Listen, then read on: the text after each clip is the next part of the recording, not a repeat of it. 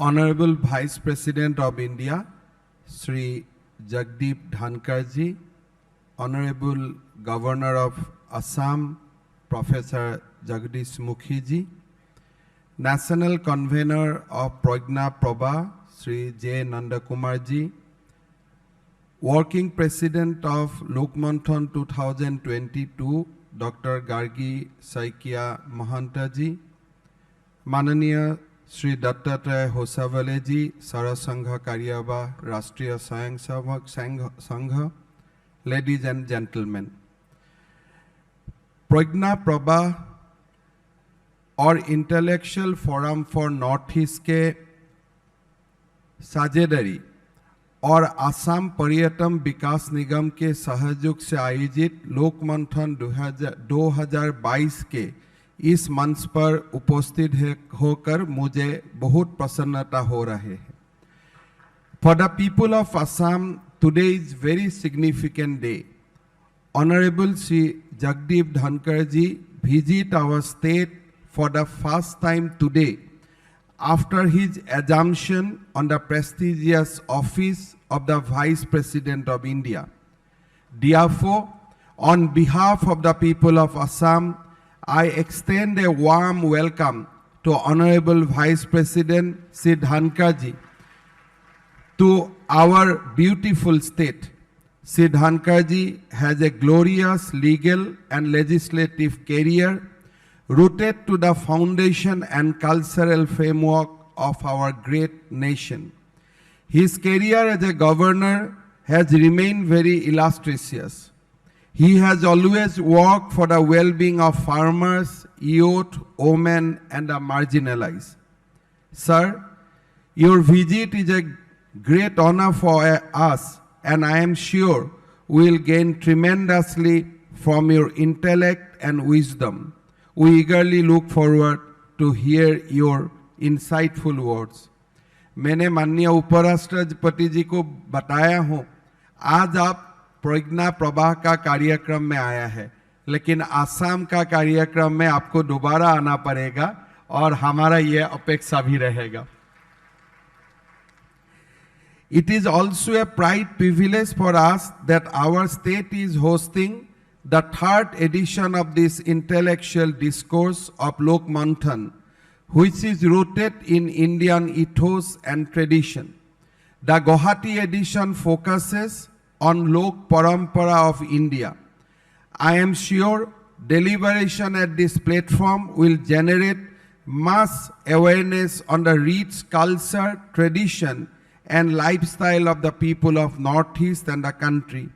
This will also lead to a celebration of the great cultural legacy of our Pavitra Bharat Bhumi.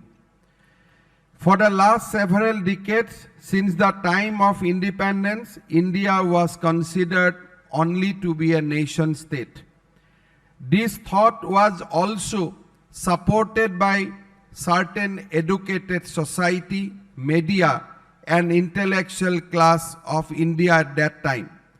In their consciousness, India was only a few tribes, a few states, each with their own culture, which was ruled by some invaders from time to come. They wanted to say that culturally this was the land was never one. कोई ये भी बोलता है कि भारत खाली एक union of state ही है. हमारी यह गौरवशाली भूमि दुनिया की सबसे पुरानी सभ्यताओं में से एक है. भारतीयता की भावना 19वीं सदी और उस समय के नेशन स्टेट की धारणा से काफी पुरानी है. यूरोपीय कॉलोनियल शक्तियों ने कोई देशों और महाद्वीपों के लोगों को धर्म और संस्कृति को पूरी तरह से नष्ट कर दिया था. जैसे कि कैरेबियन द्वीप समूह, अमेरिका, अफ्रीका, ऑस्ट्रेलिया आदि देशों में उन्होंने अपने उपनिवेश स्थापित किए, परंतु ये भारत के प्राचीन मान्यताओं और परंपराओं को नष्ट करने में सफल नहीं हुए. सनातन सभ्यता की आंतरिक शक्ति के कारण ही हमारे संस्कृति यूरोपीय सभ्यता का सामने अपराजय रहे. Two most noteworthy features of our country and numerous diversities are India's territorial integrity and cultural unity. India's journey as a united country is several thousands of years old. The country was referred to as Jambudip and Bharatvarsh in ancient scripture, from Kashmir to Kanyakumari, from Arunachal Pradesh to Gujarat, or far beyond. The name Jambudip referred to the geographical area, and on the contrary, the name Bharatvarsh had political ideas embedded in it. A major characteristics of Indian civilization is that it does not consider country only as an inert political entity. For us, our nation is akin to our mother, a vibrant goddess whose every geographical appearance, the landscape, rivers, hills, and mountains finds a place in the verses and hymns of Indian scripture. In the Vishnu Purana, we find mentions such as Tapi Puensi, Nividha Pramukha Khasa Sambhavaha, Godavari Bhimarothi, Krishna Vena Dikastataha. Sajya Padudhava Nadang Smitaha Papabhaya Pahaha, Kritamala Tamrapati Pramukha Malay Udbhavaha. Asang Nadu Panadasa Santanasya Sahasrasa Tambime Kurupansala Madhya Desudaya Janaha Purva Dese Dikasaiva Kamrupa Nivasinaha Pundra Kalinga Magadha Dakhinaityasa Sarvasaha.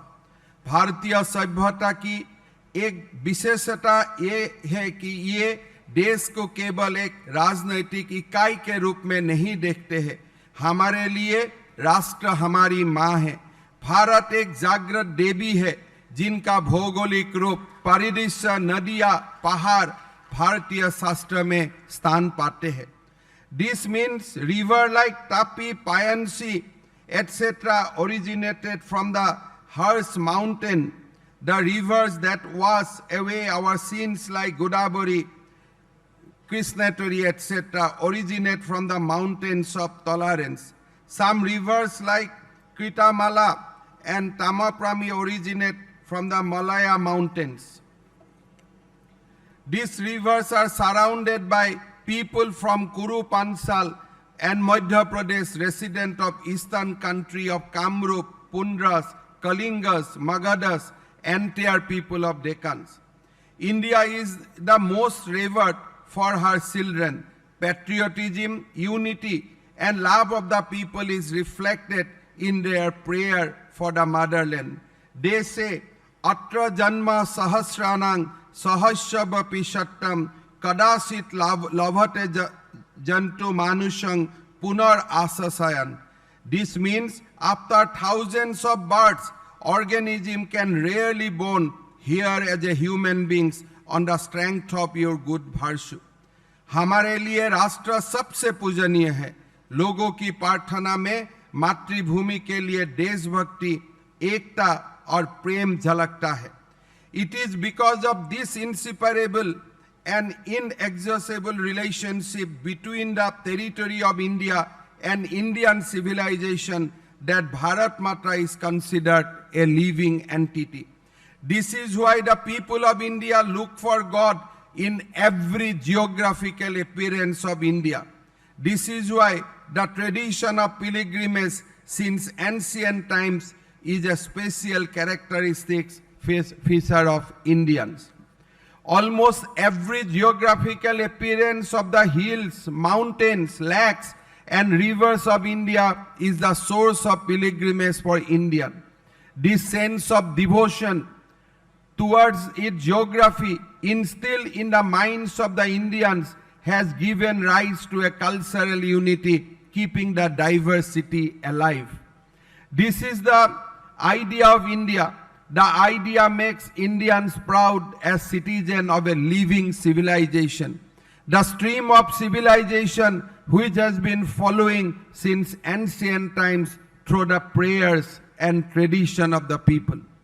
In the 15th century of Assam, Vaishnavite saint Mahapurush Srimanta Sankaradeva came into contact with larger Indian culture and wanted to unite the entire region with Sanatana civilization. This great saint visited various shrines in India and came in contact with many scholarly saints of the mainland in the midst of Indian culture. Mahapurush Srimanta Sankaradeva could see the reflection and echo of the Assamese art and culture.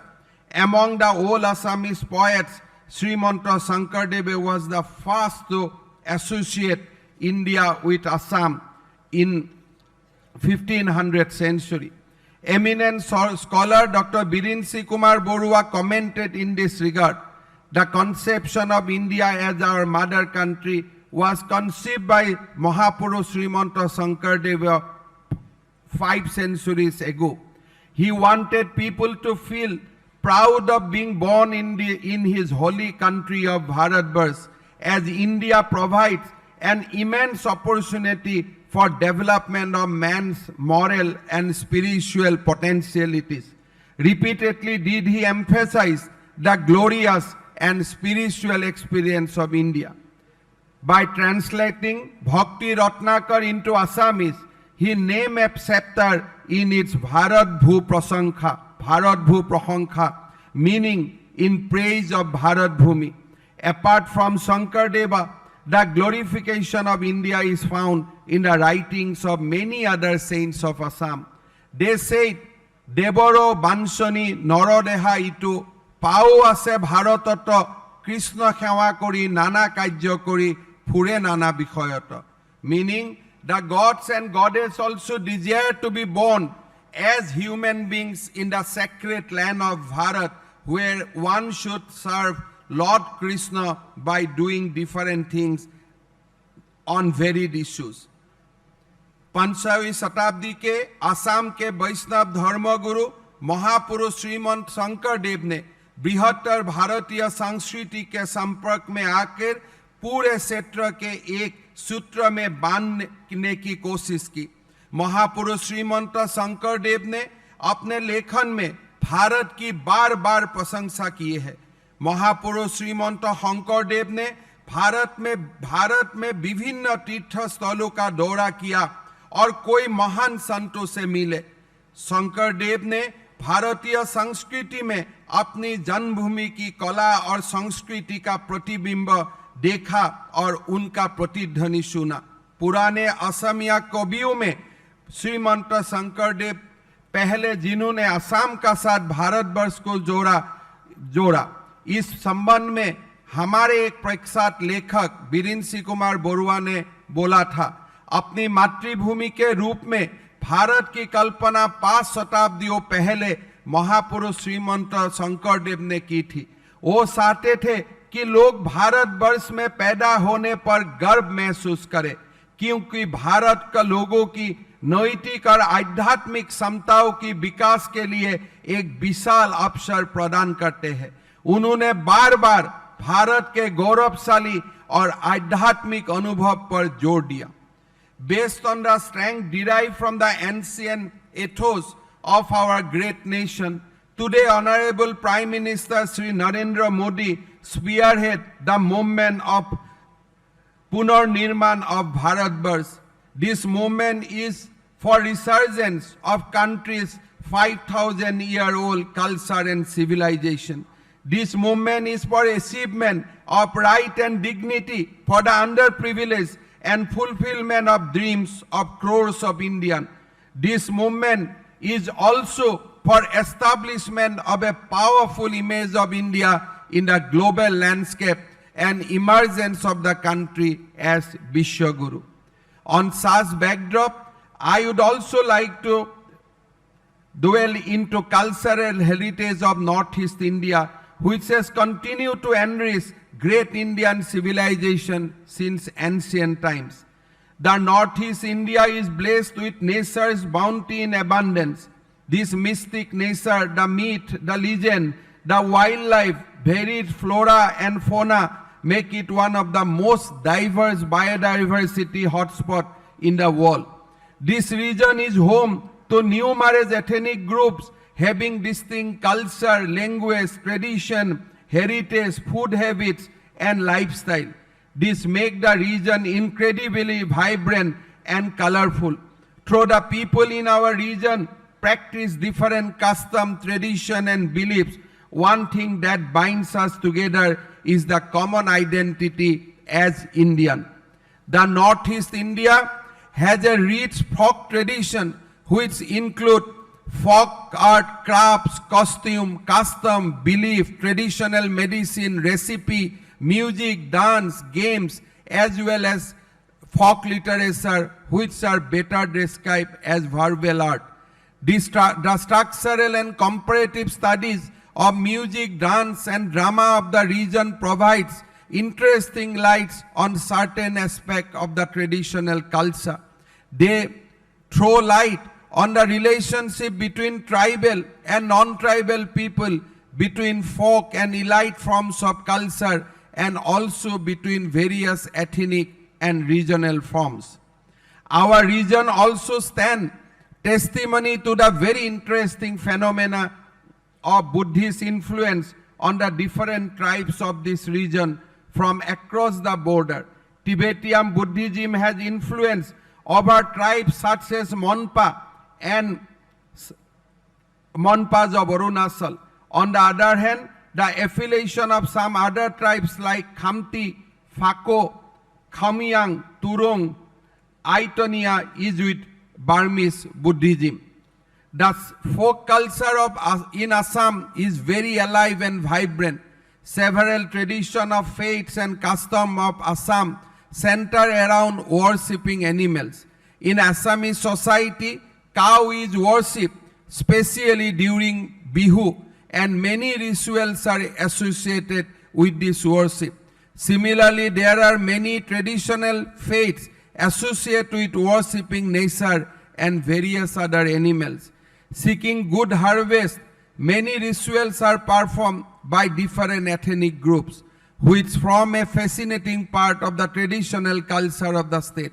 From such rituals, there develop many festivals which give distinct identity to the ethnic groups.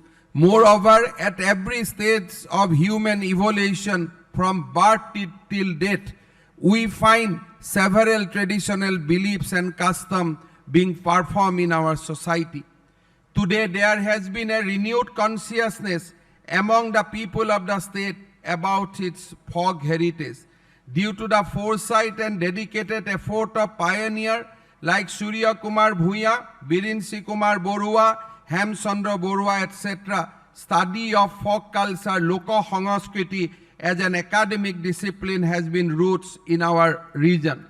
Folklore constitutes a major thrust area today in the academic programs of various universities in the region. मुझे आपको ये बताते हुए खुशी हो रहे है कि राज्य के आदिवासियों की संस्कृति को महत्व को देखते हुए हमारे सरकार ने एक विभाग बनाया। यही विभाग आदिवासी संस्कृति को बढ़ावा देने के लिए कार्य कर रही है। इस विभाग को आदिवासियों की संस्कृति के संरक्षण के लिए एक मजबूत नींव रखने का काम सौंपा गया है। Before ending my speech, I'd like to make a request to our Honorable Vice President. Sir, we are indeed honored by your presence today in our state.